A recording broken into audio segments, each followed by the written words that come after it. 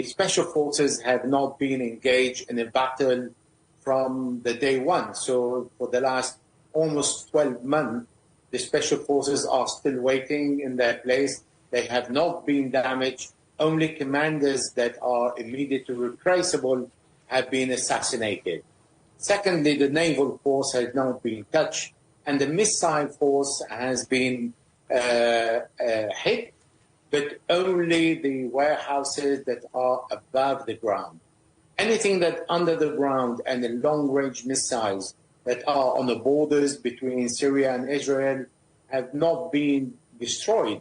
So because Israel has violated the rule of the war that has been established in the last 11 months and start bombing the Beirut, the capital, in its suburb, and then killing the commanders, including the Secretary General, that was a clear violation of the non-declared rule of engagement.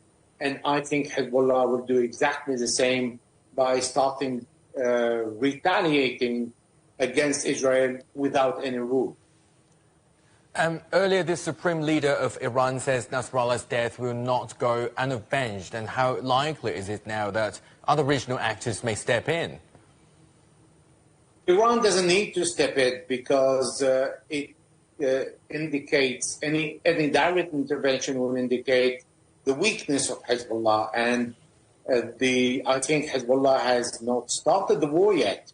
Only in the last 2 weeks, there were a series of events that indicated apparently that there is a large confusion and Hezbollah has been defeated, even if the Israeli media is saying, well, Hezbollah hasn't lost more than 10% of its capability, which is quite accurate, which means Hezbollah still has 90% to fight Israel with, which is quite a lot. 12 nations are now calling for a 21-day ceasefire, including the US. So what can we conclude from Israel's refusal? And how will Biden calling Hassan Nasrallah's death a measure of justice affect the US efforts to de-escalate tensions between Israel and Hezbollah?